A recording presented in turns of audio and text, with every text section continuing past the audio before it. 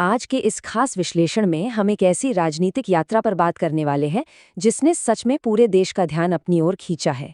जरा सोचिए, जमीनी स्तर से शुरू करके सीधे राज्य के सर्वोच्च पद पर पहुंचना।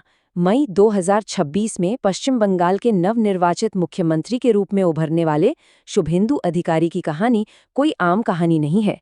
ये पूरे 30 सालों की एक ऐसी दिलचस्प यात्रा है जिसमें कड़ा संघर्ष है, जबरदस्त रणनीतियां हैं और सत्ता के समीकरणों को पूरी तरह से पलट देने का मादा है। तो चलिए बिना किसी देरी के इस ऐतिहासिक राजनीतिक सफर की गहराइयों में उतरते हैं। लेकिन आगे बढ़ने से पहले एक बहुत ही बुनियादी सवाल दिमाग में आता है ना।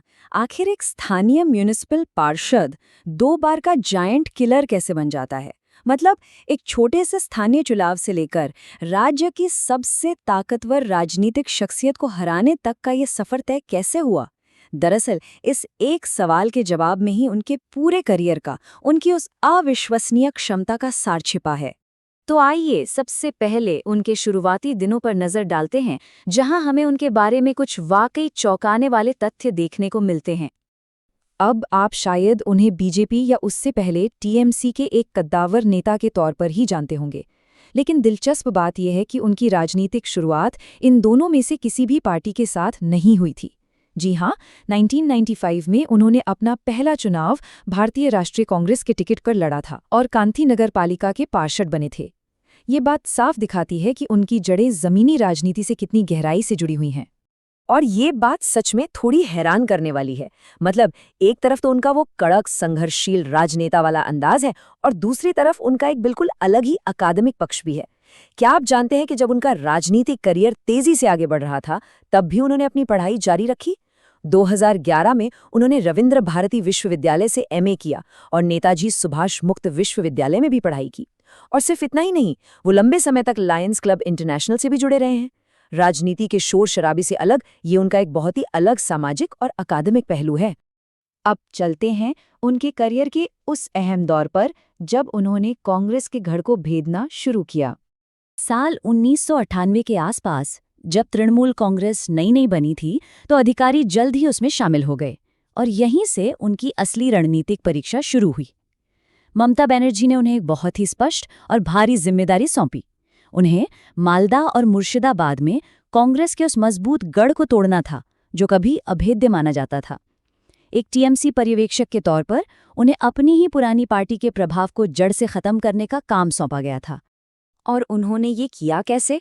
खैर, उनकी रणनीति बहुत ही सटीक थी।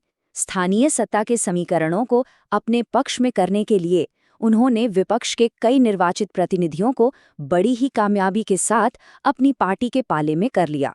लोगों को अपने साथ जोड़ने की इस उच्च सफलता दर ने साबित कर दिया कि वो सिर्फ एक नेता नहीं बल्कि जमीन पर काम करने वाले एक मास्टर रणनीतिकार हैं।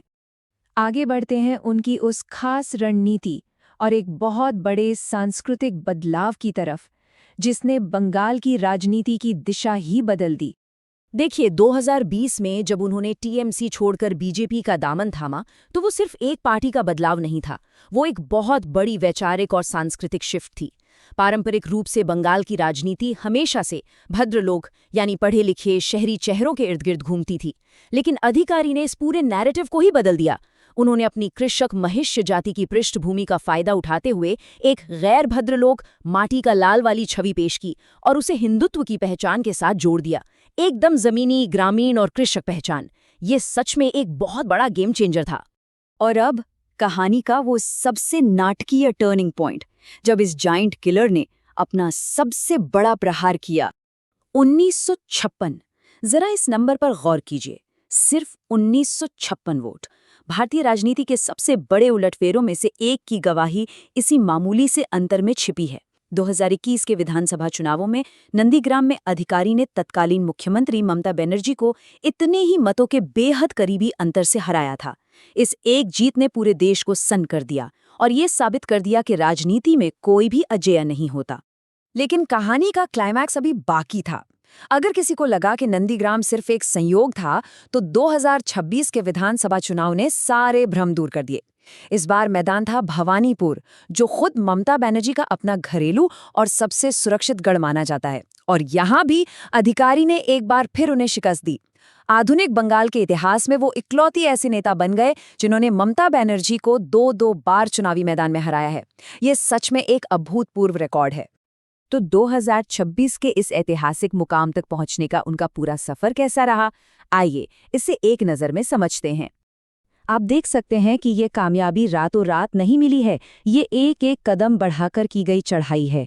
1995 में कांग्रेस के एक पार्षद के रूप में शुरुआत, फिर 2006 में टीएमसी के साथ पहली विधानसभा जीत, 2009 और 2014 में लोकसभा सांसद बनकर राष्ट्रीय राजनीति का तजुर्बा लेना, 2020 में बीजेपी में आना, 2021 में नंदीग्राम की ऐतिहासिक जीत के साथ विपक्ष का नेता बनना और आखिरकार 2026 में राज्य के नवनिर्वाचित मुख्यमंत्री की कुर्सी तक पहुंचना।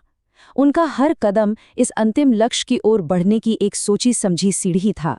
इस पूरी दिलचस्प यात्रा को समझने के बाद अब हमारे सामने सबसे बड़ा और सबसे अहम सवाल यही खड़ा होता है, जो रणनीतिकार कल तक विपक्ष के किले ढा रहा था, जो नेता माटी का लाल बनकर ग्रामीण बंगाल की आवाज बना और जिसने 2 बार राज्य के सबसे बड़े राजनीतिक चेहरे को मात दी, वो अब मुख्यमंत्री के रूप में बंगाल के राजनीतिक परिदृश्य को किस नई दिशा में ले जाएगा।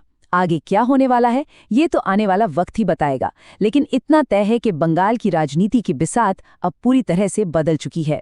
आज के इस विश्लेषण में हमारे साथ जुड़ने के लिए आपका बहुत बहुत धन्यवाद।